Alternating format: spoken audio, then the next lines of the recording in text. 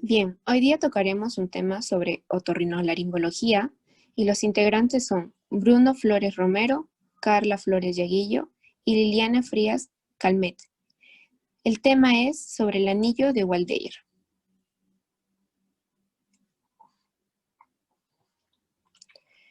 Para iniciar vamos a hablar un poco de la historia y sobre todo que a los finales del siglo XIX un analista y patólogo alemán como sería Heinrich Waldeyer fue quien hizo la primera descripción embriológica y funcional de este conglomerado linfático. Su fisiología está relacionada a su función inmunocompetente y de la porción más cefálica del tracto aéreo digestivo. Bueno, en ello se va a establecer pues que principalmente es sus componentes a nivel de la rinofaringe está la amígdala faríngea, que también es denominada adenoides o delushka, y también la amígdala tubárica. En la orofaringe vamos a encontrar a la amígdala palatina y a la lingofaringe a la amígdala lingual, como respectivamente lo estamos observando en las imágenes que tenemos al costado, como es que los veríamos de frente y en un corte transversal. Siguiente, por favor. Bien. Primero vamos a comenzar hablando con la amígdala palatina. Y esta es la que se considera que tiene mayor tamaño, ¿no? Se dice de que esta llega a desarrollarse hasta los 10 años de edad, donde empieza su decaimiento hasta los 20 años y su involución fisiológica. Este está ubicado en el istmo de la orofaringe en la celda amigdalina y pues está delimitado por la parte, o pilar anterior, como podemos ver en la imagen, por el músculo patogloso y posteriormente el músculo patofaringio. En la parte lateral vamos a encontrar al músculo constrictor superior.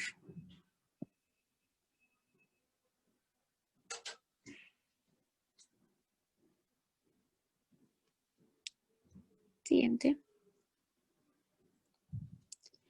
Bien, esta amígdala tiene características histológicas, ya que su epitelio es estratificado con queratinocitos y también tiene criptas, en las cuales dentro de las criptas se encuentra otro epitelio, el epitelio linforeticulado, ¿no?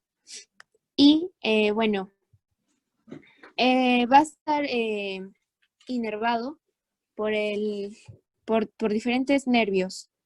Entre ellos están los nervios del glosofaringio y también del nervio palatino menor. A nivel de su vascularización, vamos a tener que la arteria tonsilar, rama de la arteria dorsal de la lengua, procedente a su vez de la arteria lingual, y en las palatinas ascendente y tonsilar, ramas de la arteria facial, y también las ramas de la arteria faríngea ascendente, y arterias palatinas mayor y menor, con las ramas de la palatina descendente. El drenaje venoso es más que todo por las venas linguales y faríngeas, hasta terminar en la yugular interna, y el drenaje linfático es a través de los vasos eferentes que llegan hasta los ganglios Giuloli-gástricos.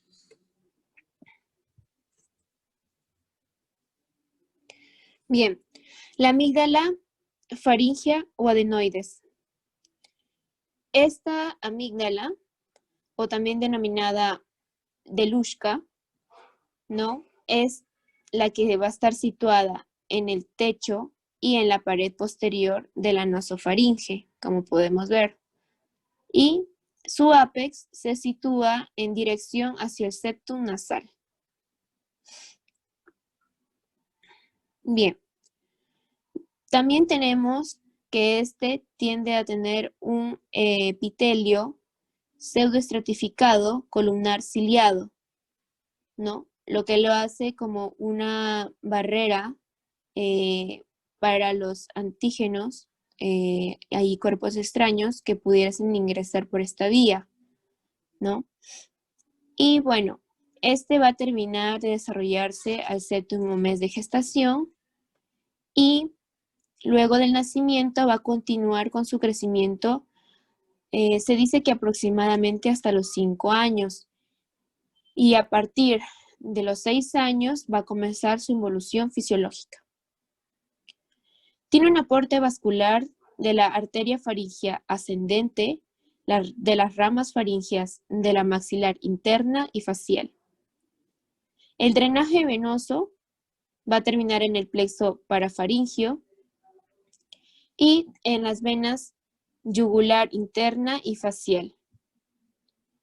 Su inervación también viene a ser dado por el plexo faríngeo. La amígdala tubárica y la amígdala lingual.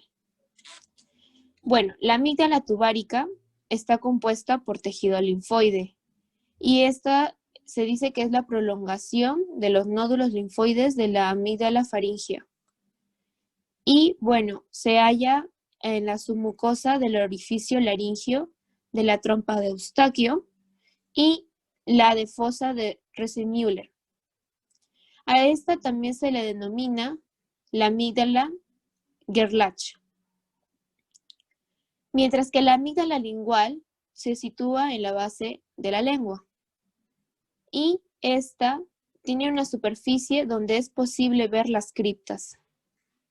Tiene un aporte arterial de parte de la arteria lingual, faríngea ascendente y facial. Su drenaje venoso es dado por la vena lingual y el linfático por los ganglios yuyoligástricos y yuyolo-omoideo.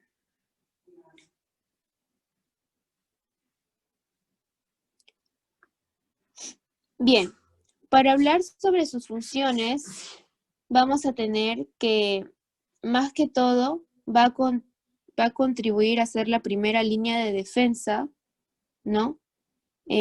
Específicamente, cuando se permite que de forma específica el análisis de las partículas transportadas de la vía aérea presentes en el moco nasal, y estas las van a identificar, ¿no? Y van a, estas que las van a identificar van a ser por medio de las amígdalas faringias. Y las otras que pueden ingresar por la boca van a ser identificadas por las palatinas, ¿no? Y van a tener una disposición que, como en su epitelio activo, se encuentra a nivel de la luz de la cripta. Y su morfología tiene que estar hendida, por lo que va a permitir a la entrada en el remanso de partículas, así como también cuando comemos y hacemos el bolo alimenticio, ¿no? Entonces, yendo a las funciones del anillo linfático de Waldeyer en sí, vamos a tener que es la zona de contacto, de primer contacto con los antígenos del medio ambiente o agentes patógenos, ¿no? Es nuestra primera línea de defensa. Y luego tenemos que en su seno se produce la diferenciación entre linfocitos T y linfocitos B. Ya sea por diferentes estímulos, ¿no? De agentes. Algunos de estos linfocitos serán mensajeros específicos y otros de memoria. Entonces, otra función es la producción de anticuerpos por parte de las células plasmáticas, ¿no?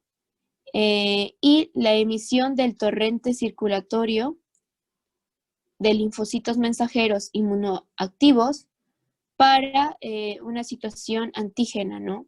Esto se le denomina la defensa silenciosa. Es decir, que ya el cuerpo está preparado con inmunocomplementos para enfrentar pues otro posible o un segundo posible contacto, ¿no? La emisión de linfocitos de inmunidad recién activa hacia la cavidad oral digestiva. Eso es una simbiosis linfoepitelial. Bien. No, antes, por favor. Bien, vamos a ver que como toda fisiología, dentro de ellos hay estudios que se han realizado sobre el anillo linfático de Waldeyer, ¿no? Y entre esto, como primera línea de defensa, que no lo discuten, y ha constatado que la producción de inmunoglobulinas y la secreción de los subtipos va a depender del exterior, ¿no? Pero principalmente las inmunoglobulinas segregadas son la inmunoglobulina M y la A. Pues su función básicamente es proteger la mucosa del tracto aerodigestivo y de agresiones externas, ¿no? Son eficaces, pero tienen que ir junto a la cadena J. Este es el péptido que los ayuda a adherirse a sus antígenos, ¿no? Por lo que las inmunoglobulinas van a captar el receptor de la célula. Y van a tener estas inmunoglobulinas van a ir acompañando el bolo alimenticio o lo que sea que haya entrado por nuestra boca, ¿no? Hacia lo que es el intestino, la porción intestinal, ¿no? Porque estos son muy resistentes a los jugos gástricos.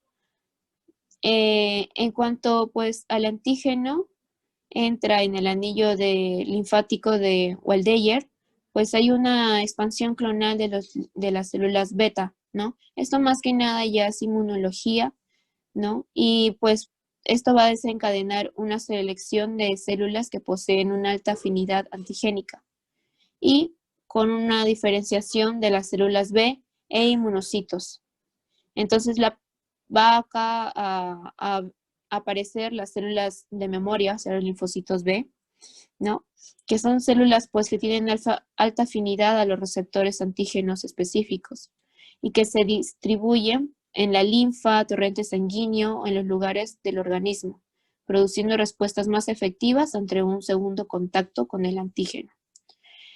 Luego se produce la inducción de células para la codificación genética y la producción de la cadena J, ya que sin esta no van a poder adherirse a los antígenos, ¿no? Esta también puede extravasarse, como ya vimos, y puedes terminar la maduración en otros territorios. Es decir, esa es la defensa silenciosa, ¿no? La inmunoglobulina A, hay que recalcarlo, que es secretada, actúa aglutinando a las bacterias e inhibiendo su adherencia al epitelio junto a la actividad antiviral, ¿no? Y la capacidad del inmunocompetente tiene un periodo de actividad máxima. Por ejemplo, en las amígdalas palatinas, entre su inmunidad máxima es entre los 4 a los 10 años, ¿no? Luego comienza la involución fisiológica al periodo de la pubertad, ¿no? Y disminuye, pues hay una notoria disminución de la población de linfocitos B y un incremento entre la relación de linfocitos T y B. Luego también tenemos a la adenoides, en la que esta pues va a tener una actividad inmunológica máxima en el periodo perinatal, pero su involución es mucho más precoz, ¿no? que las palatinas. La secuencia pues de los mecanismos, más que nada hace la captación y la presentación del antígeno, ¿no?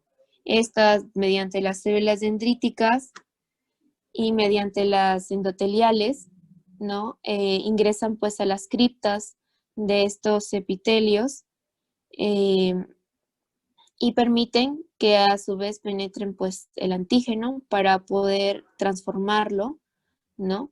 Mediante una molécula activa.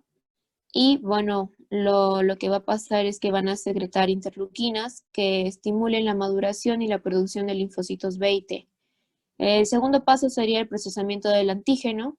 Como ya sabemos, una vez el antígeno ya es captado, sufra proteólisis, ¿no? Y puede ser reconocido por los receptores de las células efectoras, eh, tanto como las T y las B. Y bueno, la liberación de las interleuquinas, ¿no? Que ya sabemos.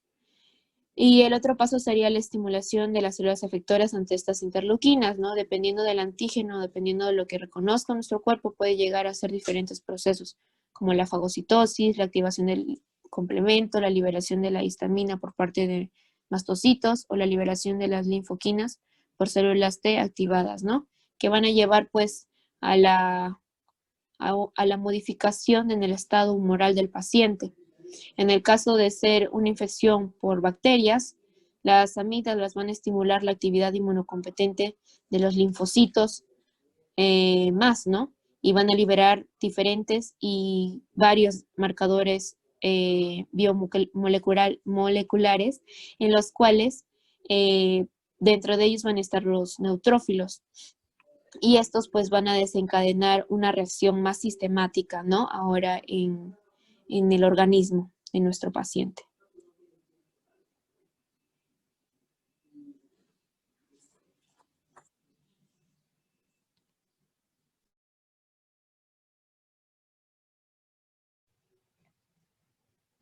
Ahora continuaremos con la exposición de la patología adenoidea.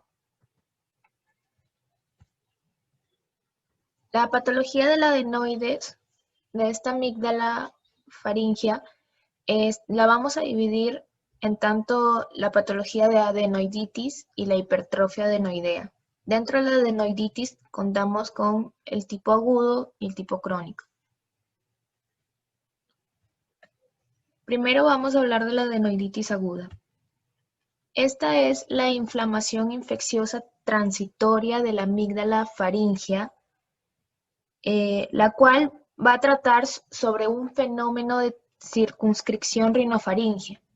Quiere decir que solo se limita a afectar a la parte rinofaríngea que va a implicar lo que es el contexto de un cuadro inflamatorio infeccioso de lo que es las vías respiratorias superiores. Aquí incluimos a las cavidades nasosinusales, a la orofaringe y con una menor frecuencia también coparticipación de la laringe.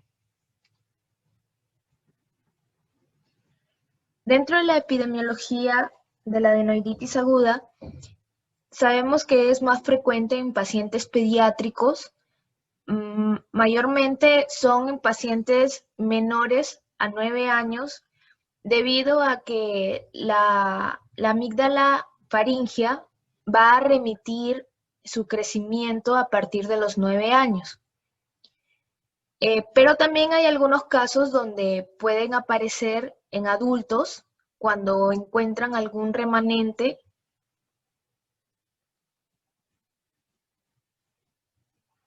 adenoideo, rinofaringio.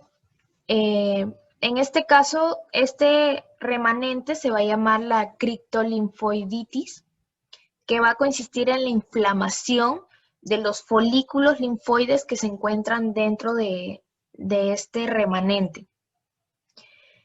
En el caso de las coparticiones citadas anteriormente, la laringe que habíamos dicho y también la parte de la parte nasosinusal, también tenemos que va a afectar a lo que es la trompa de Eustaquio y también al oído medio. Por esto es que el paciente va a presentar lo que son otitis medias agudas y también otitis medias agudas a repetición.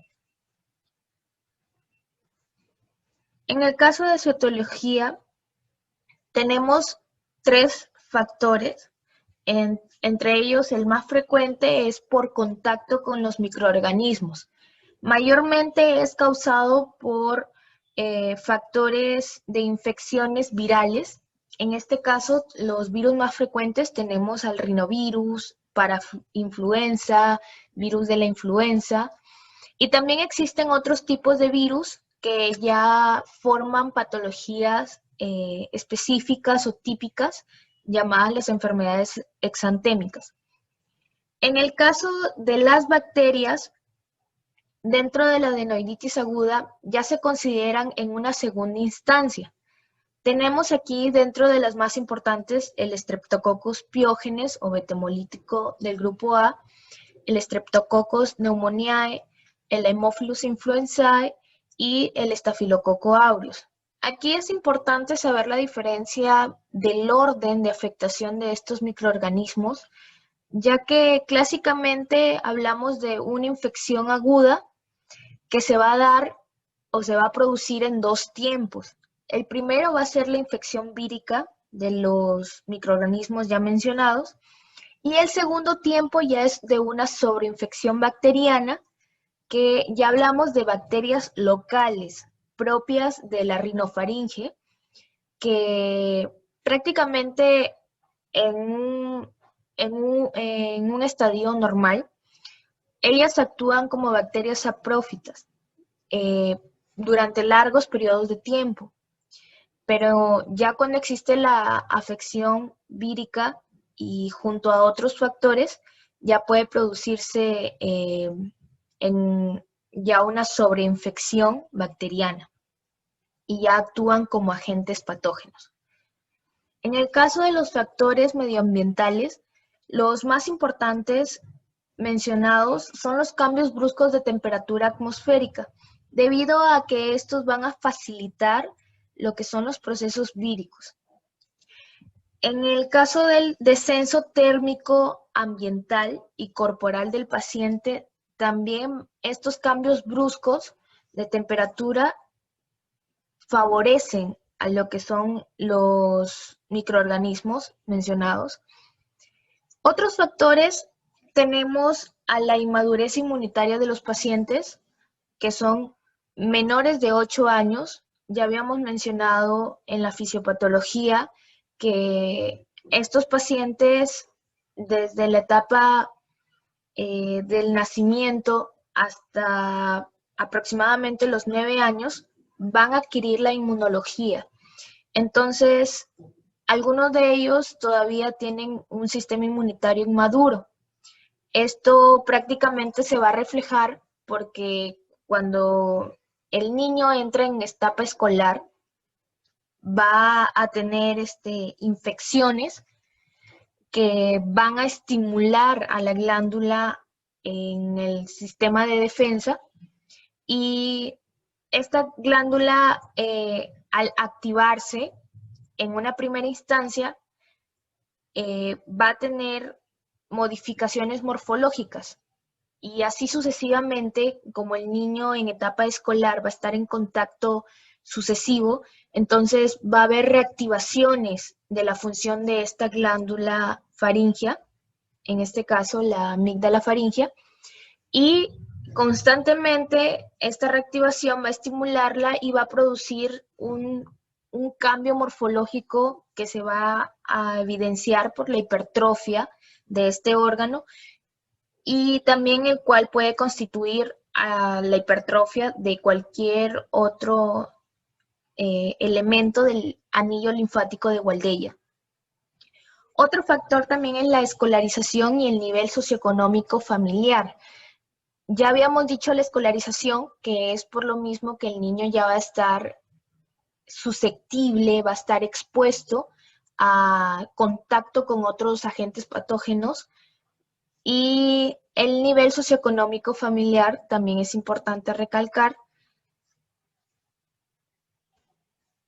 En el caso del cuadro clínico, tenemos de que esta patología va a iniciar como una rinitis vírica. Ya habíamos mencionado que se da en dos tiempos, donde primero va a ser afectado por los microorganismos virales. Esta va a comprender sintomatología de rinorrea fluida, que puede ser transparente o blanquecina, constantes estornudos y también insuficiencia respiratoria nasal por, causada por lo que es una congestión nasal. En el caso también de esta afectación, vamos a encontrar lo que es malestar general, dolor articular, debilidad, también alguna sensación de febrícula, y en el niño se va a expresar también como un signo de abatimiento. También vamos a tener que esta rinitis se va a complicar o exacerbar con una obstrucción de la rinofaringe. Esta obstrucción prácticamente interna va a causar lo que es una rinolalia clausa, que es la modificación en el tono de voz del paciente. También va a aumentar lo que es la rinorrea y también va a producir cefaleas debido a la compresión que hay entre la parte de la cavidad nasal.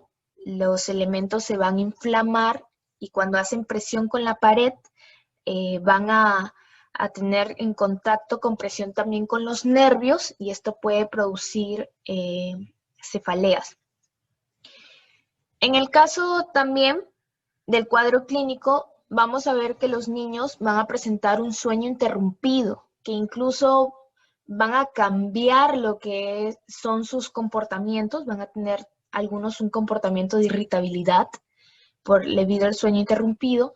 También van a tener lo que son frecuentes ronquidos, ya se explica anteriormente por lo que es la obstrucción de la rinofaringe, ¿no? Aquí esto es el conocido, la respiración oral.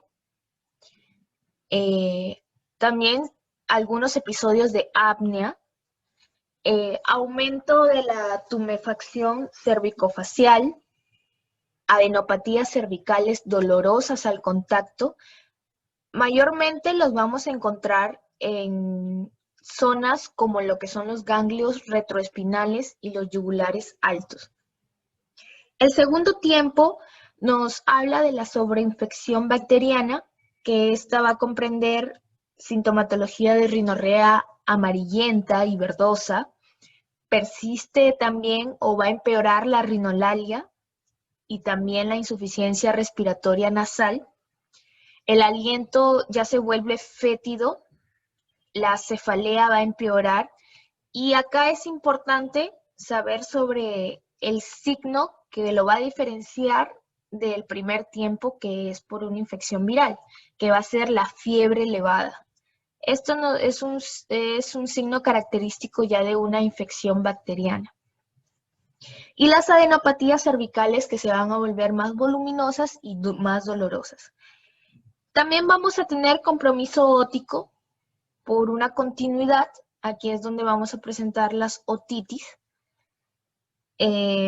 También la coparticipación infecciosa de las amígdalas palatinas y la mucosa orofaringea, también por un tema de continuidad. Ahora vamos a hablar del diagnóstico, que este se va a basar sobre todo en lo que es la anamnesis y la clínica. En el diagnóstico diferencial de la adenoiditis aguda, vamos a tener a la rinitis aguda, a la amigdalitis aguda, también una faringitis, laringitis aguda y un cuadro bronquial agudo. Más que un diagnóstico diferencial, a veces también se considera como un diagnóstico asociado, patologías asociadas. En el tratamiento se va a basar sobre todo en lo que es la observación y también en un tratamiento sintomático si es que el paciente no lo tolera. Cuando el paciente tiene una adenoiditis, entonces procedemos a observarlo. Si es que tiene algunos síntomas no tolerables, le damos tratamiento sintomático. Y en el caso, en el tiempo no se llega a resolver porque normalmente se resuelve en cuestión de días. Entonces ya pensaríamos en una sobreinfección bacteriana siempre y cuando veamos signos de lo que es una coparticipación amigdalina palatina, una traqueobronquial o también una ótica, incluso por las fiebres altas que va a presentar el paciente. Aquí ya pensaríamos en dar lo que es la antibiótico terapia, considerando como tratamiento a la amoxicilina más ácido clavulánico o también a las cefalosporinas. Como método alternativo podemos dar macrólidos o trimethoprim sulfamethoxazol en el caso sean alérgicos a las penicilinas. Bueno, dentro del tratamiento sintomático que habíamos mencionado al inicio, teníamos a los AINES y antipiréticos. También se sugieren hacer lavados nasales con suero fisiológico o agua marina. Uso de corticoides tópicos nasales, entre los más utilizados está la mometasona, el furoato de fluticasona y la budesonida. Pero estos corticoides tópicos nasales no se recomiendan en menores de 2 años. Los antihistamínicos también son usados como la cetiricina, la loratadina y la desloratadina. Esto es para descongestionar y evitar la insuficiencia nasal mencionada en la clínica. Y los inhibidores de bomba de protones, siempre y cuando el paciente se sospeche de que el paciente sufre de algún reflujo gastroesofágico, ¿no? Que puede condicionar ya a varios cuadros de adenoiditis aguda, y esto luego ya puede volverse crónico. Acá tenemos el diagnóstico diferencial entre la adenoiditis vírica y bacteriana. Su principal diferencia es el comienzo de los síntomas. Ya habíamos visto que el primer tiempo es vírico y el segundo tiempo bacteriano. Y bueno, también lo que era la fiebre. En las adenoiditis crónicas, su definición es la afección inflamatoria y séptica de la amígdala faríngea o adenoides. Está caracterizado por lo que son los cambios tisulares irreversibles, de tanto cambio fibrótico, por necrosis, por una desestructuración de la trama linfoide y epitelial. Estos cambios irreversibles se dan por episodios de reactivación, ¿no? Como lo que suelen darse por cuadros de adenoiditis agudas a repetición. Tienen también una evolución larga e insidiosa. Dentro de la etiología tenemos que es multifactorial. Primero tenemos un factor constitucional, que lo relacionamos un factor de tipo hereditario. En este caso, se presenta con mayor frecuencia en niños que tienen un hábito constitucional asténico adenoideo. En el caso también cuando vemos al niño que tiene alguna hipertrofia de amígdala palatina, también se puede asociar a que ya existe una hipertrofia adenoidea en niños que detectamos esta hipertrofia de amígdala palatina. También en niños que presentan el paladar ojival, es otra característica también. Dentro de los factores por agentes infecciosos, vamos a tener que es de una flora mixta, pero de predominio del Streptococcus. El tercer factor tenemos a la adenoiditis agudas a repetición, que ya había mencionado al inicio, pero esta no suele ser la vía más habitual. Y entre otros factores etiológicos, también tenemos al desarrollo inmunitario deficiente en niños, que ya lo había mencionado. Este se relaciona debido a que el paciente, como está en contacto directo por la etapa escolar, depende mucho de su desarrollo inmunitario del sistema para que no haga varios cuadros a repetición. Y así nos estimule la hipertrofia también posterior de la amígdala. En el cuadro clínico tenemos signos y síntomas como la insuficiencia respiratoria nasal bilateral, una rinorrea espesa bilateral, halitosis también matutina, rinolalia clausa, los ronquidos y algunos episodios de apneas. también la fascia adenoidea que vamos a hablar posteriormente, y procesos otíticos que ya habíamos mencionado. Cefaleas también se puede presentar en la clínica. Dentro de la fascia adenoidea se caracteriza por tener una cara alargada el niño, una boca entreabierta, el paladar en cúpula de catedral, la mala posición dental, una respiración bucal o oral, que es lo que decíamos que se daba por la obstrucción nasal que iba a tener, que al final lo condicionaba a respirar por la boca, la nariz afilada, un labio superior corto, el labio inferior evertido y pómulos aplanados, debido a un desorden en el desarrollo de estos elementos. La hipertrofia adenoidea. Acá vamos a hablar un poco de su fisiopatología, donde ya habíamos dicho infecciones repetitivas y van a condicionar a una reactivación constante de esta amígdala faríngea que al final iba a terminar en una remodelación por procesos irreversibles de necrosis, que al final iban a generar la hipertrofia de esta estructura y iban a formar masas de tejido linfoide de varios tamaños. Esto bloquea la elasticidad de la mucosa nasal, obstruye también la trompa de Eustaquio y causa lo que es la hipoventilación. Al final, esta obstrucción de la trompa de Eustaquio va a fomentar lo que son las otitis medias recidivantes o persistentes. En el cuadro clínico vamos a diferenciarlo según las edades. Tenemos que de 0 a 2 años pueden presentar una respiración ruidosa, ronquidos, las apneas del sueño, rinorrea frecuente, falta de aumento de peso.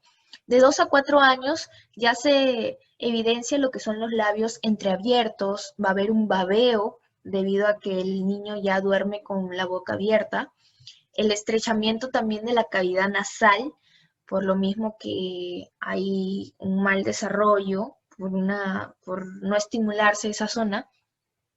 Un retraso también del crecimiento. De 4 a 6 años ya se altera lo que es la estética facial. Acá ya el niño comienza a presentar lo que es la fascia adenoidea. Cambios también posturales, cambios en el comportamiento del niño, ya debido a muchas interrupciones del sueño, va a presentar irritabilidad, somnolencia, falta de atención, que va a repercutir bastante en la etapa escolar. Y dentro de los 7 años y posterior hacia la adolescencia, aquí ya puede dejar este cuadro de la fascia adenoidea un problema estético en el niño, ¿no? También problema de halitosis, también bajo rendimiento deportivo debido a que va a haber mucha congestión nasal cada vez que esté en contacto con algún alergeno. El niño va a tener una reactivación muy aguda, entonces va a tener por eso problemas de tipo deportivo. La obesidad también, somnolencia diurnia y la voz hipernasal. Bueno, en patologías asociadas vamos a tener a la otitis media secretora, otitis media recurrente, que ya habíamos mencionado, a las sinusitis recurrentes, apnea obstructiva del sueño, las modificaciones anatómicas, que ya tiene que ver con la parte estética, y atrofia también de la mucosa, debido a que respecto a la cavidad nasal, las estructuras que se encuentran ahí no van a ser estimuladas por la obstrucción, entonces eso se va a atrofiar. En el diagnóstico es netamente por medio de la anamnesis y clínica ya mencionada. También se puede hacer mediante la ayuda de estudios de imágenes como lo que es la nasofibroscopía, la radiografía de Kabun y una tomografía.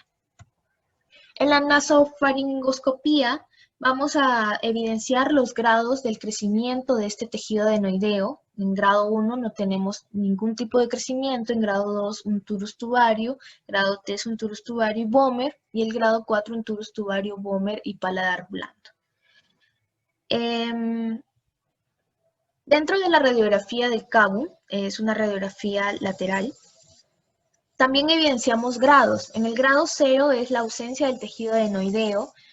Esta es normalmente habitual en un adulto porque ya no hay glándula, se atrofia a partir de los 9 años, remite. El grado 1 se va a observar en situaciones habituales en niños sanos que tienen adenoides, pero también va a haber una obstrucción marcada menor a un 50%. En el grado 2 va a corresponder ya un 75% ya de obstrucción y ya va a comprometer el paso del aire. En el grado 3 ya hay una obstrucción completa de esta zona a nivel de la nasofaringe, estamos hablando, y ya es un 90% de interrupción al paso del aire. En el tratamiento se basa en tanto farmacológico como quirúrgico, pero tenemos que evidenciar las diferencias debido a que el tratamiento conservador farmacológico no ofrece buenos resultados respecto cuando ya hablamos de una hipertrofia de esta amígdala. El tejido adenoideo va a presentar lesiones ísticas. Esto va a dificultar bastante lo que es una correcta absorción del fármaco y una correcta eficacia. Entonces, esto prácticamente invalida la función del fármaco y favorece la proliferación bacteriana. Respecto al componente hipertrófico, finalmente concluimos de que no va a mejorar, no va a responder al tratamiento farmacológico y por tanto se decide y se opta por un tratamiento quirúrgico, ya que demostramos que el tratamiento farmacológico va a carecer de sentido. Aclaramos que el tratamiento farmacológico sí se va a considerar en el caso que el paciente tenga en ese momento algún problema de amigdalitis palatina o también un compromiso ótico, en el caso de las otitis medias. En el quirúrgico ya vamos a hablar de la técnica de la adenoidectomía, que esta prácticamente comprende en lo que es la resección de la amígdala faríngea mediante un legrado a través del ingreso de la cavidad oral. En las indicaciones para esta técnica tenemos indicaciones prioritarias e indicaciones relativas. En las primeras tenemos la hipertrofia adenoidea, que esta coexiste también con lo que son los cuadros de apneas severas y la sospecha de una enfermedad maligna, pues no. En el caso de las relativas, vamos a ver aquí las hipertrofias adenoideas que van a originar insuficiencia respiratoria mantenida y que va a coexistir con alguno de los siguientes factores que vamos a mencionar, como el síndrome de apnea, la malformación craniofacial, infecciones recurrentes como las otitis medias agudas, las recidivas, la otitis media secretora, una rinosinusitis. Ya entrando a lo que es patologías amigdalares, porque muchas veces las personas piensan que solo las amígdalas son las que podemos ver. Las palatinas exactamente se refieren a amígdalas, solo las palatinas, que ya explicaron su anatomía. Siguiente. Para saber qué causan esas patologías, en sí en esta exposición se va a hablar de las víricas y las bacterianas, que están dentro de las agudas y también un poco de las crónicas.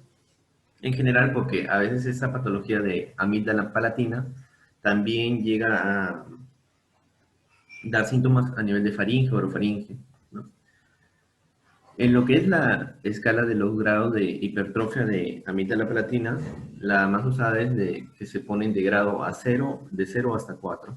Y guiándonos por la imagen, el grado 0 es que las amígdalas no se van a visualizar. En el grado 1 se observan las amígdalas, pero dentro de lo que es la fosa amigdaliana, la celda amigdalar, y ya a partir del grado 2 hay un crecimiento ya que no sería normal, donde el grado 2 llega a ser una hipertrofia que es menor del 50%, en el grado 3 es una hipertrofia que ya sobrepasa el 50%, pero que no llega a tocar la línea media. Y en el grado 4, esta hipertrofia es tanta que llega a la línea media y no se llega a observar las fauces, y a veces esto ya llega a producir obstrucciones de todo lo que es la orofaringe, ¿no? Y hasta disfagia y todo eso. Aunque también hay otras escalas, retrocedemos. Hay unas escalas que también ponen grados de 0 al 5, donde varía en que el grado 2 es, en vez de hipertrofia de menos del 50%, es que se observa una hipertrofia de 1/3, el grado 3, hipertrofia de 2/3, grado 4 de entre 2/3, pero que no llega a la línea media, y el grado 4 que supera, ya las amígdalas están chocando, o sea, ya llega a la línea media, pero en sí es casi lo mismo. Dentro de lo que son las amigdalitis agudas víricas, hay que saber que va a estar, más que todo, son las más comunes y mayormente en la infancia. Y vamos a dividirlas en las formas inespecíficas y las formas específicas, sin que ayude a esta división. Es más que todo la etiopatogenia y la duración de los síntomas y cuándo cura. En las formas inespecíficas son las que van a evolucionar a la curación y progresan a curar en menos de una semana, entre 5 a 7 días, donde tenemos los virus inespecíficos como ejemplos, mixovirus y adenovirus. Pero a su vez, estas pueden sobreinfectarse con patógenos bacterianos y pasar de una amigdalitis vírica a una amigdalitis bacteriana. Dentro de las formas específicas son las que tienen una evolución más larga, que es insidiosa, y pueden llegar a producir secuelas, ya que las inespecíficas no dejan secuelas. Estas específicas duran entre 1 a 2 semanas, ¿no? Y como ejemplos tenemos al virus de Epstein-Barr, al virus de herpes simple y al virus Coxsackie. Mayormente estas amigdalitis agudas víricas se dan en periodos invernales, de otoño y primavera, son estacionales. Y su medio de contagio son las gotas de flush y saliva.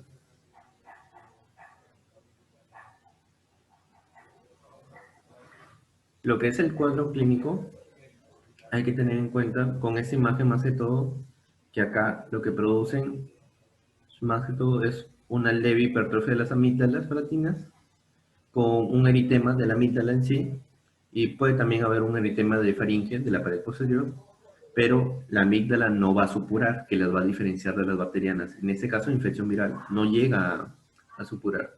Solo es las amígdalas un poco hipertrofiadas, inflamadas con eritema, y la garganta enrojecida. A veces sí se puede llegar a producir odinofagia y el paciente te refiere que tiene sequedad faríngea, a veces que tiene prurito y también tos. Por lo mismo que es una patología viral, puede llegar a haber compromiso nasofaríngeo y llegar a producir insuficiencia respiratoria nasal y rinorrea fluida. También puede haber congestión nasal y estornudos, y algo que caracteriza o que es muy común en las patologías amigdalitis viral son las cefaleas, y que los pacientes presentan cuadros de febrícula, pero que no llegan a fiebre en sí.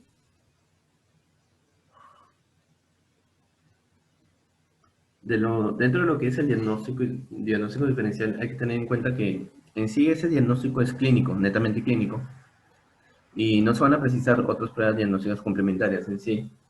Hablando de las formas inespecíficas, si fueran las formas específicas, a veces al inicio no es tan fácil de pensar en cuál virus es, pero al pasar los días ya cada enfermedad por cada virus va a dar sus características clínicas y nos hacen llegar al diagnóstico en sí.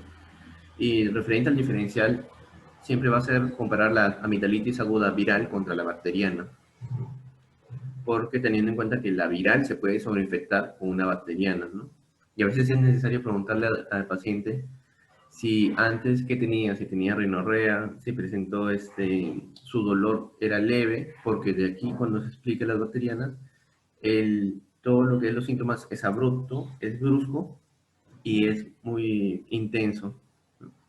Dentro de lo que es el tratamiento, por lo mismo que evolucionan a la curación en menos de una semana, no se necesita tratamiento. En las formas inespecíficas, por lo mismo que evolucionan rápido y no dejan secuelas, no hay tratamiento. Es decir, se le pide al paciente que guarde reposo, beba agua suficiente, Pero a veces también, si es que se llegara solo a producir odinofagia, disfagia y todo, o sea, cuando ya hay síntomas, se puede usar antiinflamatorios como y analgésicos, como ibuprofeno, ácido acetil salicílico o paracetamol. Al paciente siempre debe saber que debe guardar reposo e ingerir cantidades adecuadas de agua.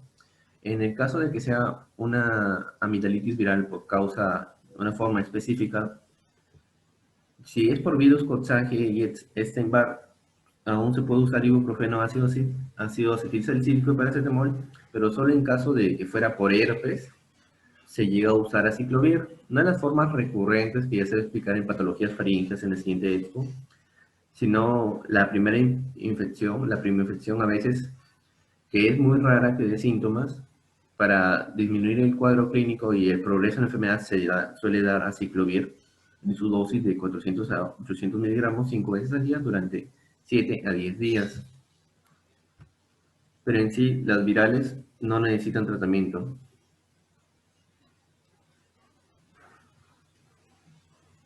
Ahora hablando de las amigdalitis agudas bacterianas, al igual que las virales, tienen formas inespecíficas y específicas, donde las inespecíficas van a ser las más comunes, y en ese caso tenemos de ejemplo al Streptococcus beta hemolítico del grupo A, y de las específicas, que son las menos frecuentes, tenemos al bacilo fuso espiralar de Claude-Vincent y al Treponema pallidum también. Hay que tener en cuenta lo que ya se había dicho antes, que una infección viral inespecífica, con el pasar de los días, puede llegar a sobreinfectarse, mayormente por estreptococos, y ya empieza lo que es la amigdalitis bacteriana en sí.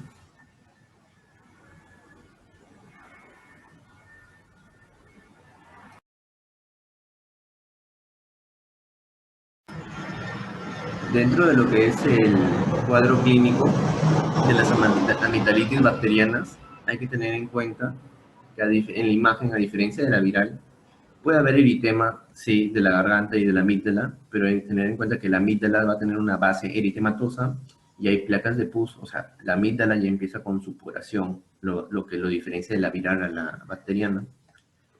Mayormente el primer síntoma de los bacterianas puede ser odinofagia y también disfagia, pero es una intensidad creciente, en un solo día puede doler demasiado al paciente. La secreción faríngea va a ser espesa, viscosa, densa y supurativa. La fiebre en este caso, en la viral era febrícula, acá va a ser una fiebre muy elevada que sobrepasa los 39 grados mayormente. Y en lo que vemos en la superficie de las amígdalas, en lo que es la desembocadura de las criptas, se va a ver la supuración. Y en las virales también podrían haber adenopatías, pero eran pequeñas, no dolorosas y que eran movibles. Aquí en este caso de las bacterianas, a la palpación cervical hay adenopatías duras que no se mueven y que pueden estar en las cadenas submandibulares como en las subdigástricas también. Eso es más que todo en un cuadro de estreptococo beta hemolítico, pero también si vemos por la enfermedad de Claude-Vincent, un paciente, en este caso, lo comparamos para un diferencial de estreptococo beta hemolítico, va a ser bilateral mayormente, pero en el Claude-Vincent la patología va a ser unilateral, presentando odinofagia unilateral, que es intensa. Se caracteriza por también una litosis, una intensa fetidez en el aliento, y que la amígdala va a estar tumefacta, presentando, como se observa en la imagen, una mácula blanquecina no infiltrativa que al pasar de 2 días llega a ulcerarse. Todo este cuadro es unilateral, así que el diagnóstico va a ser también clínico.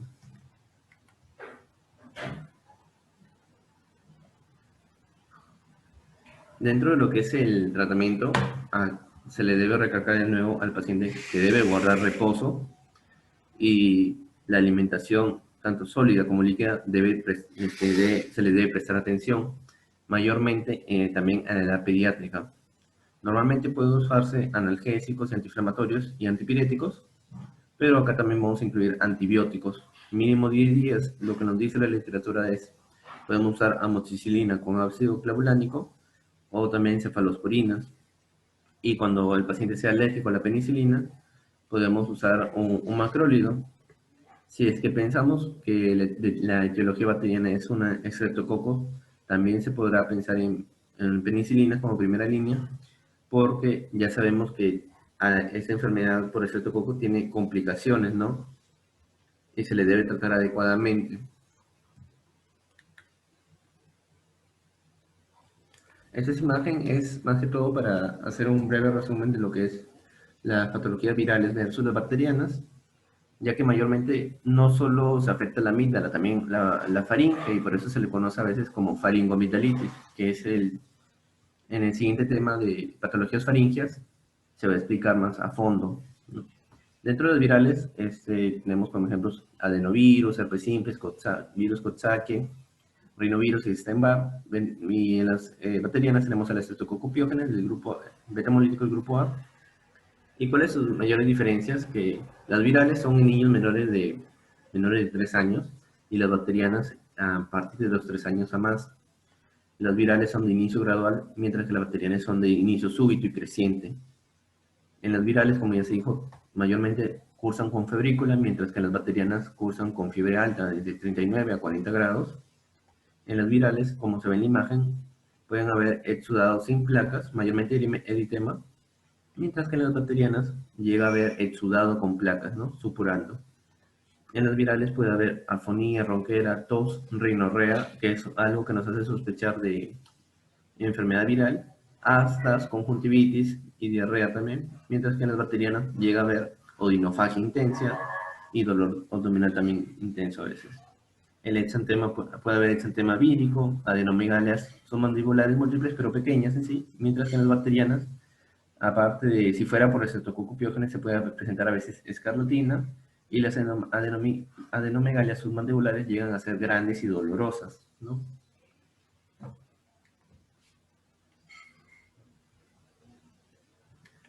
Como ya hemos visto el tratamiento farmacológico de lo que es las hipertrofias, la amígdala palatina, que pueden ser virales como bacterianas, ahora netamente para ingresar al quirúrgico, que es la amigdalectomía, hay que tener en cuenta que hay indicaciones que son absolutas y relativas. ¿Cuáles son las absolutas? El cáncer amigdalar y la obstrucción grave de la vía aérea que fue dada por una hipertrofia amigdalar, ¿no? Y una hemorragia amigdalar que sea persistente. Y de las relativas tenemos, primero, que el paciente tenga una amigdalitis aguda recidivante y teniendo en cuenta que deben ser 7 o más episodios en el último año, de 5 al año en los últimos 2 años, 3 episodios al año en los últimos 3 años también, y a su vez tener en cuenta que cada episodio debe cumplir ciertos criterios, como que el exudado que sea netamente purulento, que sea fiebre mayor de 38 grados, ¿no? Linfadenopatías que se hayan descrito anteriormente y que haya un cultivo positivo para Streptococcus beta hemolítico del grupo A. También que la amigdalitis crónica debe tener signos y síntomas, que tenga más de 3 meses pese a tratamiento médico y que haya 2 o más episodios de abscesos periamigdalinos, ya que esta es una complicación también.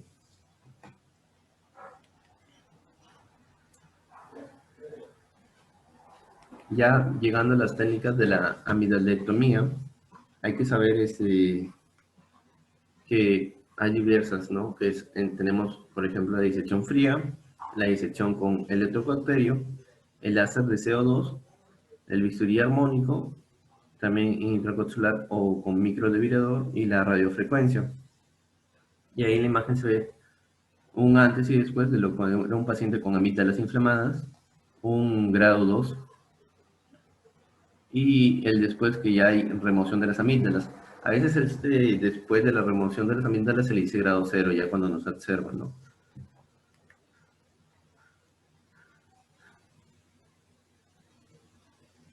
Bueno, ahí están las referencias que hemos usado para la exposición.